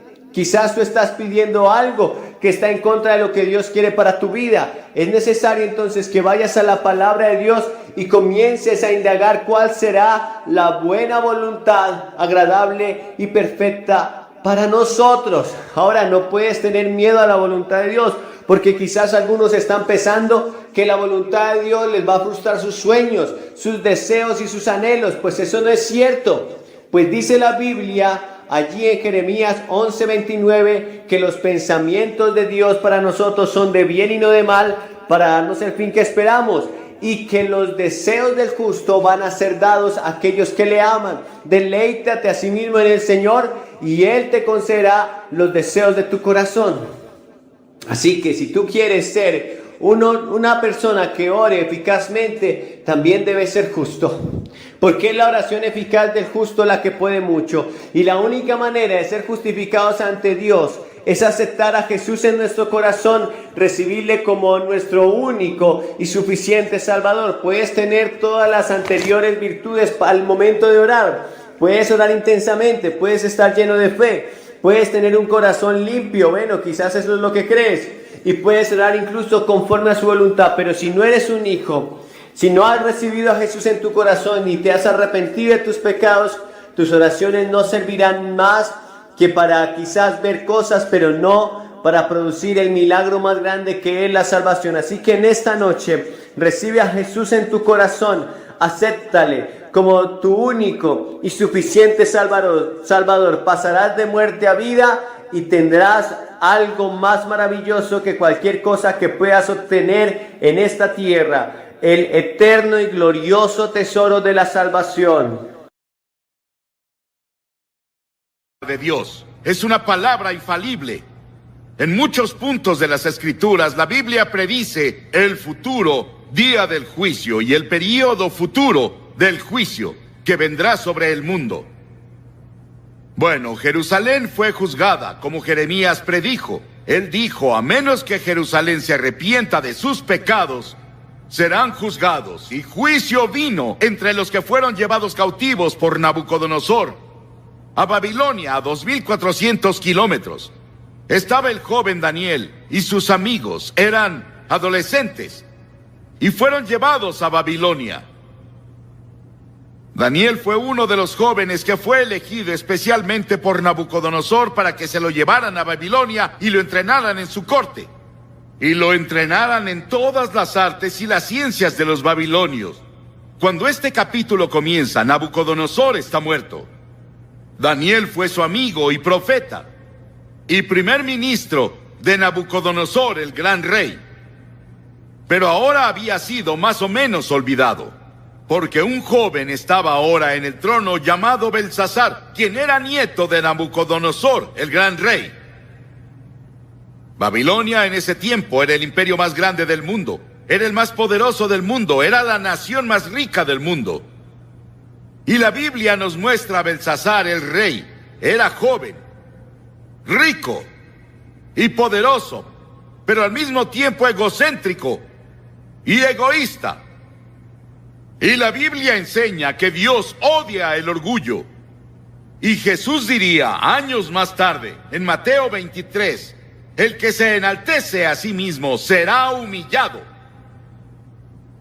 Si intentas decir lo grandioso que eres y dejas a Dios fuera, si actúas como si pudieras resolver tus problemas y arreglar tu vida sin la ayuda de Dios, Dios te dice, te voy a derribar. Y luego él era un hombre muy despreocupado, era un vividor, le gustaba lo fácil y el placer, y la Biblia dice, ¡ay de los reposados! En este país reposamos, en comparación al resto del mundo. Y Belsasar había ganado algunas victorias militares. Y su padre, quien era un gran general, estaba en las fronteras llevándolos de victoria en victoria. Él decidió que quería celebrar y decidió dar un gran festín. Y sería el festín más grande que Babilonia hubiera visto. Babilonia con todo su glamour, Babilonia con toda su riqueza, Babilonia con todo lo que tenía. Él dijo, tendremos el mejor festín de la historia del mundo. Y ordenó a los mejores bailarines, los mejores vinos, la mejor comida. Y envió una invitación a 1000 de sus nobles, de todo el imperio, a la fiesta. Y en sus carretas con joyas se presentaron. Y esa noche, mientras celebraban, bailaban y bebían, en los jardines colgantes que Nabucodonosor había construido para su esposa Median, una de las 7 maravillas del mundo, Belsasar se intoxicó. Ahí estaba, rey de un imperio, dando un banquete, el centro de toda la atención, bailando toda la noche. Pero la Biblia dice, no se engañen, Dios no es burlado, pues todo lo que el hombre siembre, eso segará. Belsasar, cuidado, el juicio ya viene, llegaste muy lejos. Hay un punto donde la paciencia de Dios se agota. Hay una línea entre las naciones y entre los individuos y las familias y las comunidades.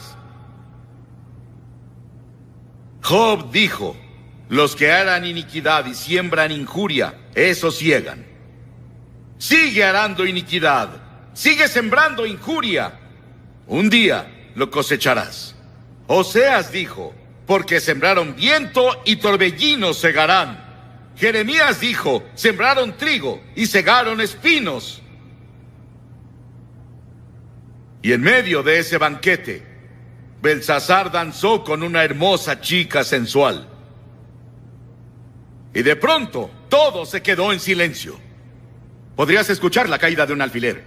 Su cara se puso blanca La Biblia dice que comenzó a temblar, porque sobre la pared, una mano sin brazo comenzó a escribir. Y todos se sentaron ahí temblando, preguntándose qué era, qué cosa extraña era. Y Belsasar intentó leerlo. No pudo leer el mensaje. Y dijo: llamemos a los astrólogos y a los adivinos de los caldeos. Llamen a los magos, llamen a todas las personas que sepan leer este tipo de cosas. Y ellos fueron. No pudieron leerlo. Belsasar estaba más temeroso. La escritura se volvía más clara cada vez y más brillante. Las personas tenían miedo. Y su madre escuchó sobre eso, y su madre resultó que no estaba en la fiesta. Pero ella fue. Y dijo: hijo, ¿qué es eso que oigo de una extraña escritura? Él apuntó a la pared. Y ella dijo: conozco a un hombre que puede leer eso. Su nombre es Daniel. Él es un gran profeta. Ayudó a tu abuelo a interpretar sueños. Él fue primer ministro de tu abuelo. Ha vivido en un retiro a medias. Tal vez no lo conoces. Daniel no estaba en la fiesta, pero enviaron por él. Y él se presentó y Belsasar dijo: Daniel, ¿ves esa escritura? Si lees esa escritura, te volveré el tercero al mando en el imperio. Pondré una cadena de oro de autoridad en tu cuello y te pondré vestidos reales y serás miembro de la familia real, a mi lado. Daniel vio la escritura y la reconoció de inmediato. Era la escritura de su padre. Era la escritura de Dios Padre. Y él había estudiado a Dios y vivido con Dios todos esos años y sabía que era la escritura de Dios. Dijo Belsasar: puedo leer la escritura, pero guárdate tus regalos, no los quiero. Dale tus regalos a alguien más.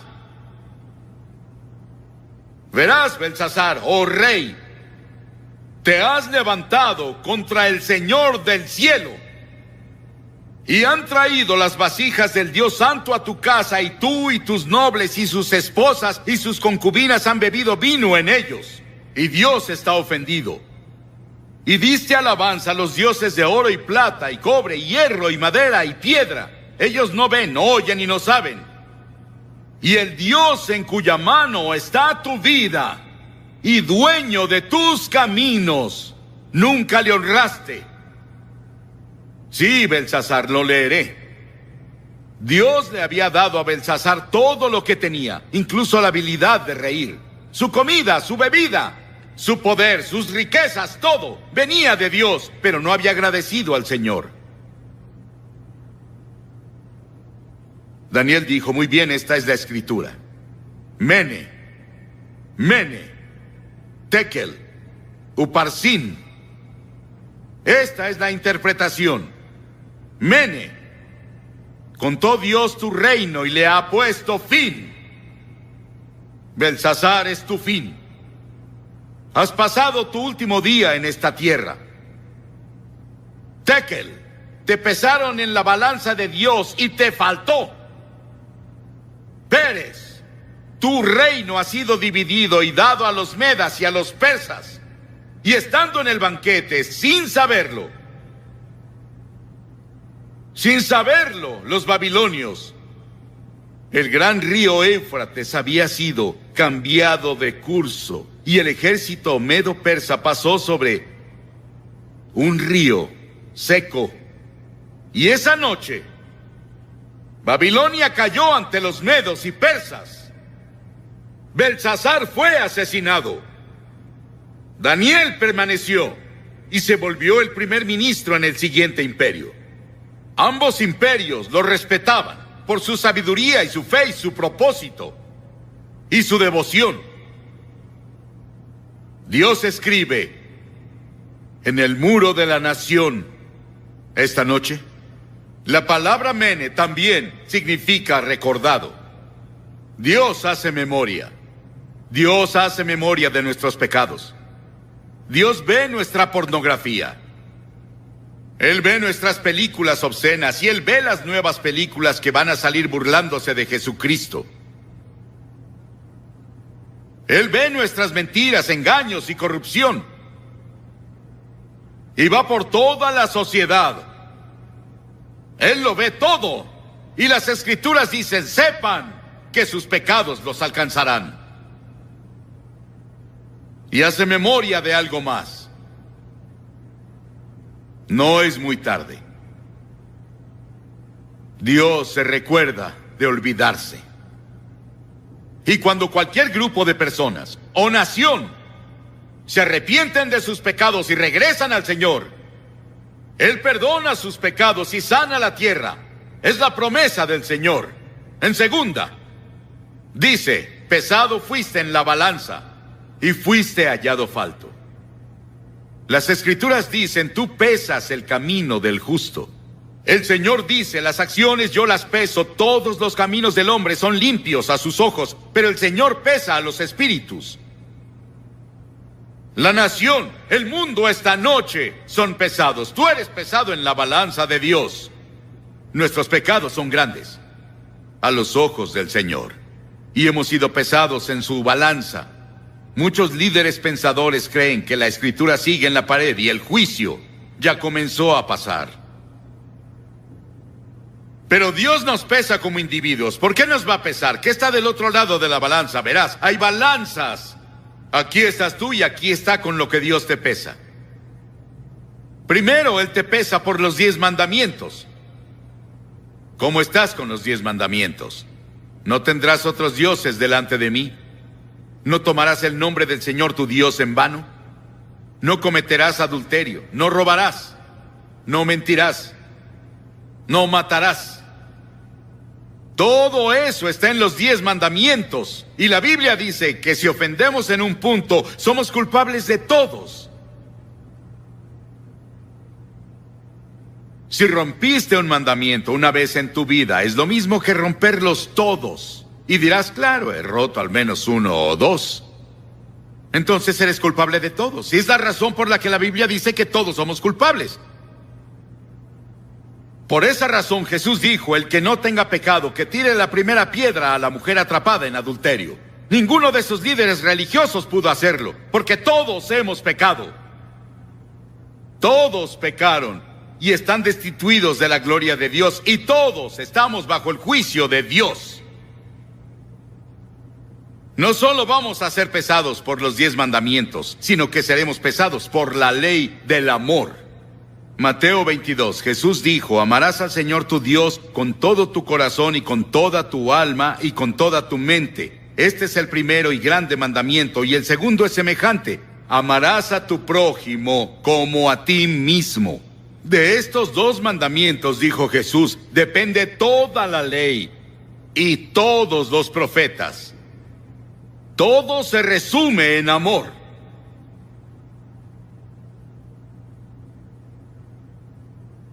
¿Amas al Señor tu Dios con todo tu corazón, con toda tu mente, con toda tu alma? Y amas a tu prójimo. Tu prójimo es cualquiera con una necesidad. Jesús nos enseñó en la parábola del buen samaritano. Cualquiera que necesite ama a ese prójimo, como te amas a ti. Es lo que Jesús dijo. Vamos a ser pesados por esa ley. En tercera, vamos a ser pesados por la persona de Jesucristo. La Biblia dice en el Salmo 89, porque ¿quién en los cielos se comparará al Señor? ¿Quién entre los hijos de los aposentados será semejante al Señor? Isaías dice, ¿a qué tendrán como igual a mí? Y me harán igual, o semejante, o me compararán, para ser como yo. Dios dice, sé santo, porque yo soy santo. Si no sabes, Jesucristo fue el único hombre justo y el único hombre santo que ha vivido. Llamamos a algunos en India hombres santos, pero Jesús fue el único santo de verdad en la historia.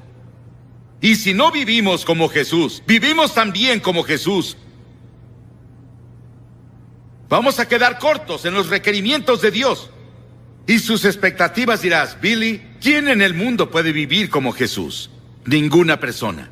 Por eso es que todos debemos decir, soy pecador.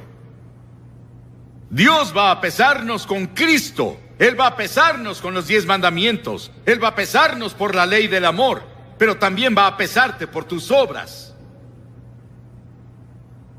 Esos pecados de omisión de los que no estabas consciente. En Mateo 25 Jesús nos recuerda: tuve hambre y no me diste de comer. Tuve sed y no me diste de beber. Fui forastero y no me acogiste. Estuve desnudo y no me cubriste. Estuve enfermo y en prisión y no viniste a verme. Pero las personas decían: Señor, ¿dónde te vimos desnudo y enfermo y en prisión y sediento? Él les contestó así: así como no lo hicieron con el más pequeño de ellos, no me lo hicieron a mí. Eso incluye a todas las personas de esta área. No hemos cumplido, y luego Jesús pronunció juicio. Dijo: los que son culpables del pecado de omisión deben ir al castigo eterno, pero los justos a la vida eterna. Dirás: Billy, me siento devastado. ¿Cómo podrá alguno pasar? No podemos. Jesús dijo en Apocalipsis 3: yo conozco sus obras, no eres frío ni caliente. Ojalá fueses frío o caliente. Pero por cuanto eres tibio, te vomitaré de mi boca, él dijo. Escucha, habrá muchas personas que no entrarán al cielo que tú crees que van allá. Y luego lo quinto, él va a pesarnos por nuestras oportunidades. Por nuestras oportunidades. A quien mucho se le da, mucho se le exige, dijo. Piensen en vivir en Estados Unidos, con todas sus ventajas. Una iglesia en casi cada esquina, una Biblia en casi todos los cuartos de hotel, millones de Biblias disponibles, el Evangelio en radio y televisión. Piensen en vivir aquí. Él va a juzgarnos por las oportunidades que tenemos. Piensen en la literatura cristiana que está disponible en librerías. Y no lo aprovechamos. A quien mucho se le da, mucho se le exige. Dirás: Billy, incluso en eso yo no puedo hacerlo. No. Pero la gloria de todo esto es que hay un evangelio. Y el evangelio son buenas noticias para las personas que están sentadas aquí diciendo: bueno, soy culpable. La buena noticia es que Dios envió a su Hijo Jesucristo a la cruz a morir por ti. Y Dios tomó esos pecados tuyos y esas fallas tuyas y las puso en Cristo. Él se volvió pecado por nosotros. Él dijo: el justo y el íntegro irán al cielo. ¿Cómo voy a llegar a la justicia y la integridad por mí mismo cuando no tengo nada? Soy un pecador. No peso suficiente para ir al cielo. Pero en la cruz, Cristo proveyó justicia para mí. Él proveyó justicia para mí que yo no tengo. Soy aceptado esta noche por Dios. No porque haya sido bueno, o porque haya leído la Biblia, o porque haya predicado a multitudes de personas. Soy aceptado por Cristo. Soy aceptado en el amado por Él. Y ese es tu privilegio en este momento. Puedes apropiarte de lo que Cristo hizo en la cruz por ti ahora e irte de aquí con peso suficiente para ir al cielo, pesar suficiente para que tus pecados sean perdonados, pesar suficiente para vivir una nueva vida. Pesado has sido en la balanza de Dios y fuiste hallado falto. ¿Aún te falta? La última palabra aquí es Uparsin, dividida. El reino está dividido. Dios dijo: Belsasar, te quitaré el reino de las manos. Estás acabado. El juicio llegó a ti y es muy tarde. Dios te dirá eso a ti. El juicio ha venido, es muy tarde. Conozco a personas que saben eso y lo aceptan, y creen eso, y simplemente bajan bailando al infierno. Son como el ratón que fue atrapado y sigue olfateando el queso después de ser atrapado. Sigues probando la carnada del diablo. Y ya estás muerto. En cuanto concierne a la eternidad. Creo que esta cruzada se hizo en el tiempo justo, en la providencia de Dios, en el momento justo, en la historia de muchas de sus vidas. Las personas han orado por ti. Personas han trabajado. Personas han dado para hacerlo posible. Y ahora es tu momento con Dios de recibirlo en tu corazón. Y asegurarte que pesa suficiente. No, yo no estaré en el juicio. Pero no hay juicio para los que están en Cristo Jesús. No te veré ahí. El juicio que yo merecía lo tomó Jesucristo en la cruz. Y acepté lo que Él hizo, aunque parecía tonto y parecía algo ridículo. Para mí, cuando vine al frente esa noche y le dije sí a Cristo Jesús en frente de todos ustedes, lo hice. Voy a pedirte en un momento que te levantes de tu asiento y vengas al frente de esta plataforma y al venir digas, quiero a Cristo en mi corazón. Después de que vengas, voy a decirte unas palabras, haré una oración contigo y te daré literatura. Puedes volver luego con tus amigos, pero no dejes pasar esta tarde hasta que le digas sí a Jesucristo. Porque verás, tal vez no haya otro momento como este. Este podría ser el último momento que tengas, y ahora es el momento. Levántate y ven. Son cientos de personas que han venido esta semana, incluso miles. Ven a unírteles. Y di hoy, quiero que Cristo perdone mis pecados.